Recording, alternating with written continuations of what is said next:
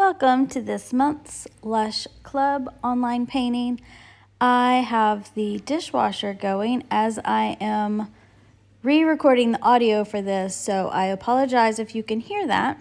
We are going to be making a mixed media piece today. You can make this your own. You could create a completely different background, print something else out.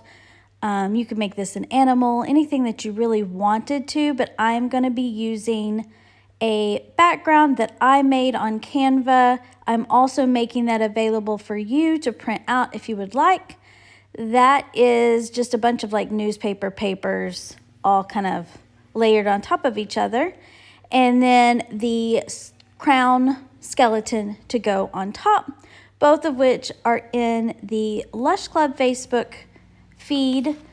We are using acrylic canvas paper and a good amount of matte medium, as you can see, that's on my sheet.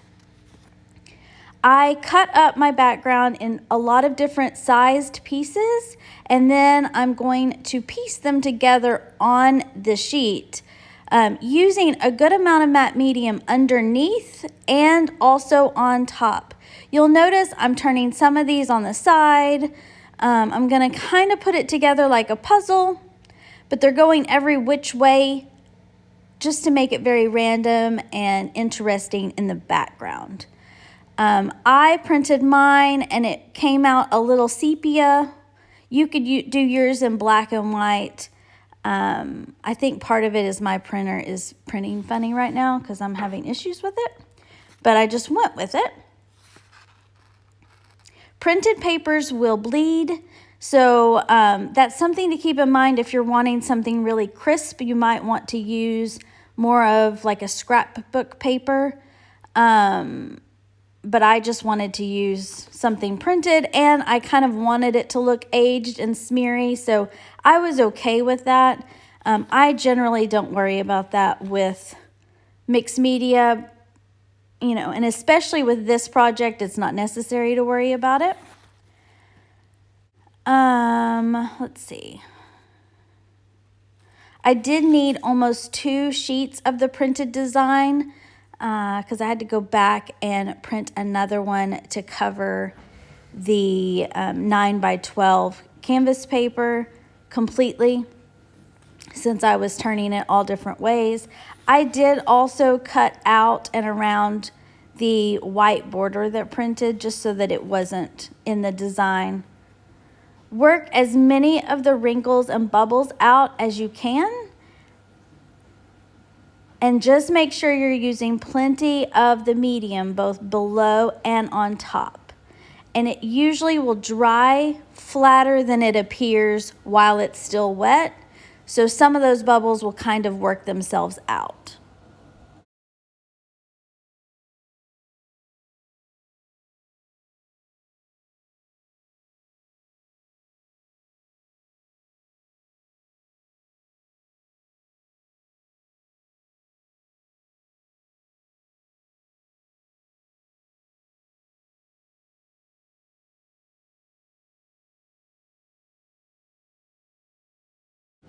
As you can see here, I'm going back over my edges in a lot of places just to make sure that it's completely down.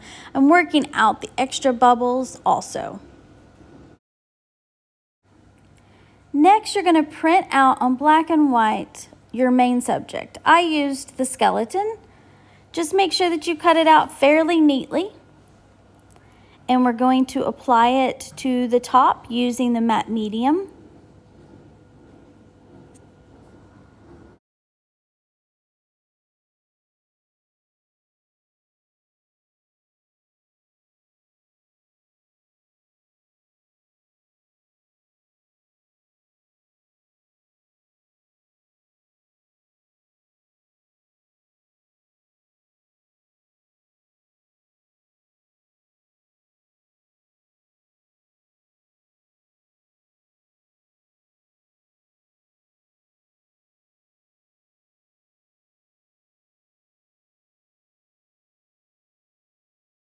As you can see here, I'm just really trying to get as many of the bubbles out as I can. And I just rub it around. It does cause a little bit of bleeding with the ink. I just kind of rub that in and keep on going. It helps to give it an aged look and not look like it was just printed today, which is the look I'm after for this particular project.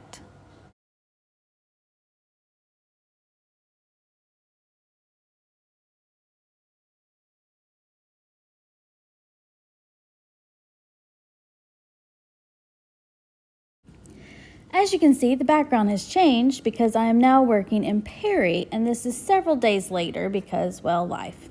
Just make sure that you let it completely dry before you move to this section. I'm using acrylic, black, white, and maybe some silver. I also pulled some gel sticks. They're similar to gelatos if you're familiar with that. I think that the gel stick is a little bit more workable. I got these at TJ Maxx a while back. You can probably order them online as well. I recently took a class and they used them, and I love the look they give for shading. So we'll probably see more of this in the future.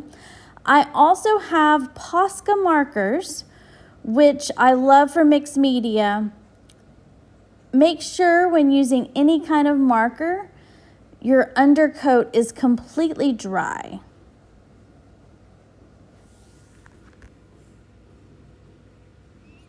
As you can see here, I just have a couple of different colors in the gel sticks, and then black and white in the Posca markers. You can find these at Michael's. They're under lock and key, so you'll have to ask for assistance, or you can order them online.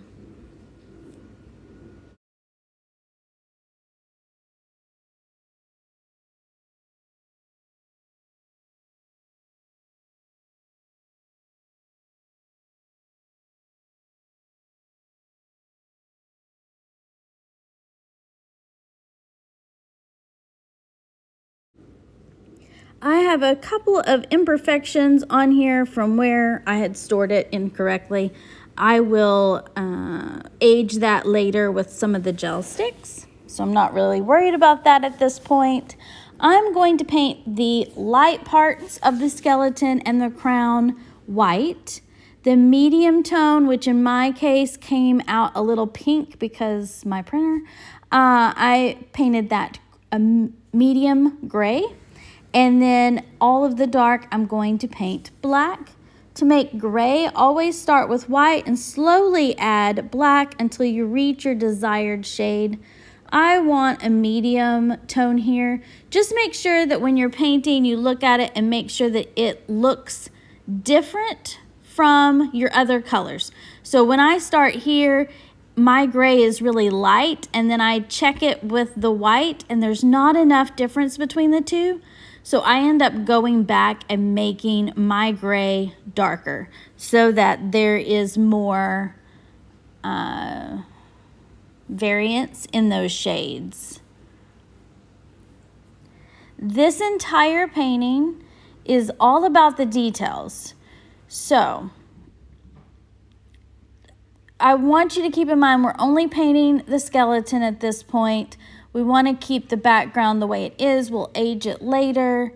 But you also may want to break this section up over several sessions because it's quite tedious, just so that you are aware. But it is great for helping you work on your details and get to know your liner brush a lot better. So that's what this entire lesson is about, and I hope that at the end of this, you feel more comfortable using your liner brush and making all those little details pop on your paintings.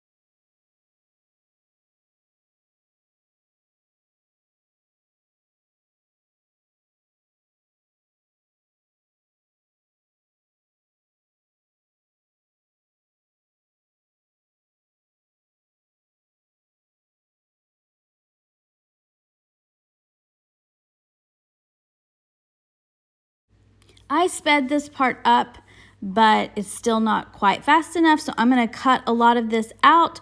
Just know that I'm going through piece by piece, making the white parts white, the midtones gray, and the black black. Just so you don't have to watch this whole thing and it doesn't take up so much space on storage.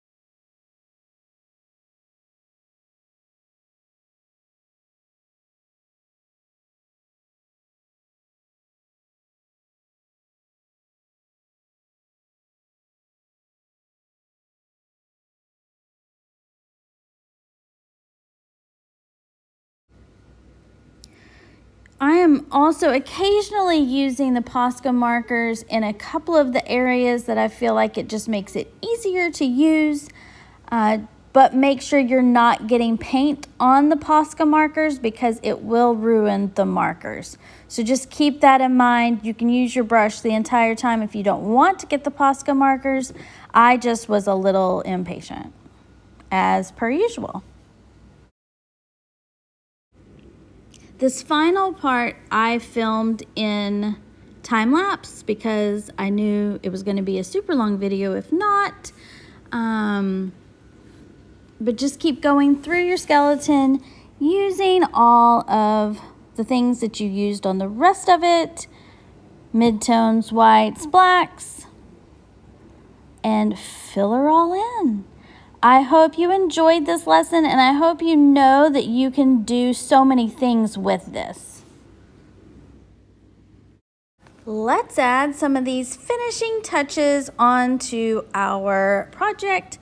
I am going in here with some of the gel crayons and using a little silver here and there to highlight. And basically anywhere you want a shadow, you could use the black. Anywhere you want to highlight, you could use the silver or the white. And I'm just going in and then I rub it in with my finger once I have placed it in so that it makes it a lot more subtle. And it just makes it look like it's part of the project instead of sitting on top of the project. I'm also going in and cleaning up any lines with a Posca marker now that my paint is dry. And going in and adding any little details that maybe need to be touched up. Adding a little bit more highlight.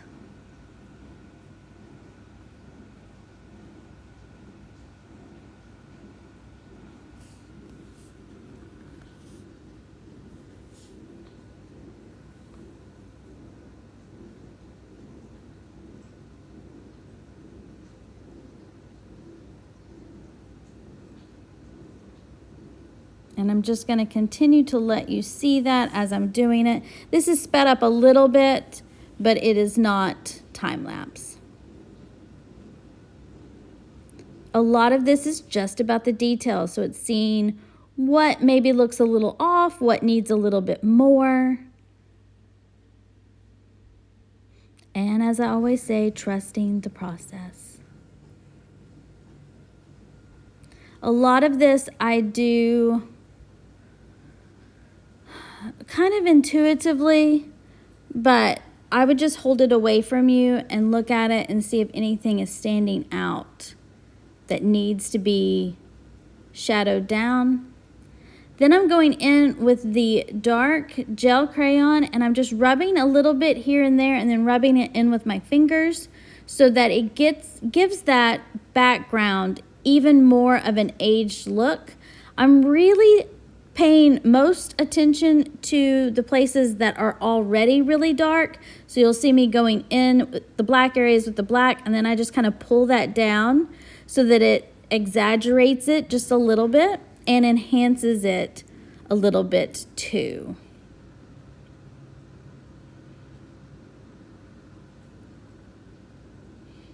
I love that it looks like it was kind of burnt without setting anything on fire, because, you know.